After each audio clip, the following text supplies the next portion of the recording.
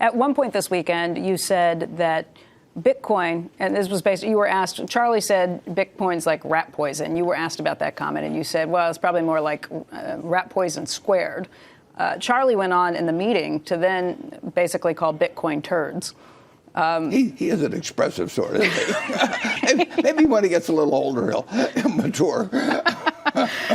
I just want to ask you about that because it sparks so much controversy, and particularly on Twitter and some of the places where you might expect people who are trading in cryptocurrency to be pretty loud about what they heard. What is it about Bitcoin that gets you guys so fired up? Well, when you buy a farm, you look at the crop every year and what prices are, and you decide whether it was a satisfactory investment. I mean, you look to the asset itself and what it produces for you. When we buy a business, we look at what the business earns and decide how we feel about it in terms of what we paid. But we are buying something that at the end of the period, we not only have what we bought in the first place, but we have something that the asset produced. And when you buy non-productive assets, all you're counting on is whether the next person is going to pay you more because they're even more excited about another next person coming along. But the asset itself is creating nothing.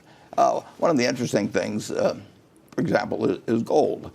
If you go back to the time of Christ and you look at how many hours of labor you had to give up in order to buy an ounce of gold, and you take it forward to now, you'll find the compound rate maybe 1/10 or 0.2%. You know, and then you have to insure it during that time and make sure somebody doesn't steal it from you and everything. But it doesn't produce anything. And productive assets, you can pay too much for a productive asset.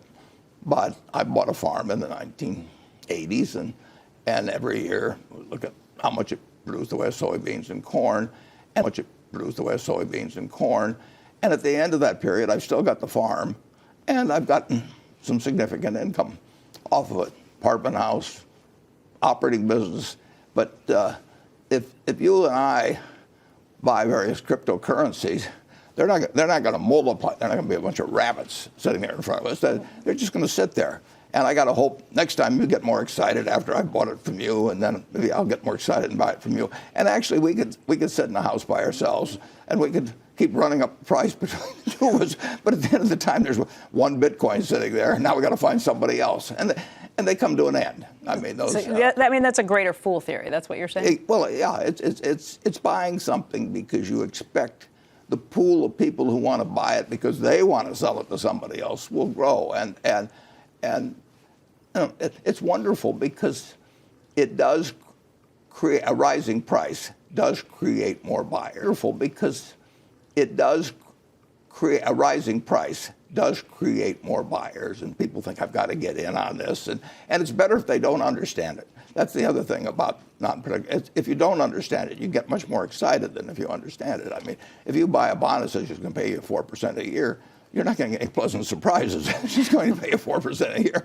But if you can have anything you want to imagine, if you just look at something and say that's magic, you can do it with shark's teeth or seashells or anything. And they did it with tulips in the 17th century in Amsterdam, and they'll do it again. I mean, people, they like to speculate. They like to gamble. And if you can get something, particularly if you have something half plausible going on, if you had bought gold in 1942 and you say, we might lose the war and we might have to run off to some other country, and so let's put our assets in gold, you would have less than a penny for every dollar you got from owning stocks. Less than a penny.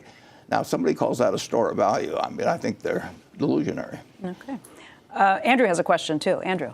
Hey, Warren, related to this issue of Bitcoin, you saw that Goldman Sachs just last week announced that they were going to create effectively a trading operation around cryptocurrencies and Bitcoin in particular. You've been an investor in Goldman. What do you think of their decision to do that?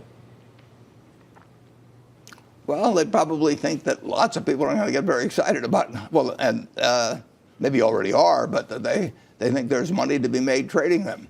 I don't think they're expressing an opinion on the ultimate value. I would be very surprised if the top partners of Goldman are selling their Goldman stock and putting it into Bitcoin. But I want to cover this subject now because my friend Charlie will come on at 8 o'clock and he'll tell him what he will say. Well, that's my whole entire point. I do want to ask Charlie about it because I think when he talked about the turds, he was referring to this. He said if you're trading this, it's like watching other people trading turds and deciding you want to get a piece of that. Well, you're not going to get me to comment on that. Hopefully Charlie's not awake and not watching right now. Well, the truth is people do trade on very crazy things over time. Imagine people selling their homes to buy a tulip in Amsterdam. If people think they're going to make money the next day, and worse yet, if they think somebody else that they know is going to make money and they aren't going to make money, it just draws people in. I could whisper something on this program, and kind of the more sillier it was, the more it might react, because there's no quantitative limits. If you buy a stock, you say, well, I'll buy it at 15 times earnings, but I won't buy it at 20 times earnings. But when you get into something that doesn't produce anything, there's no checkpoints.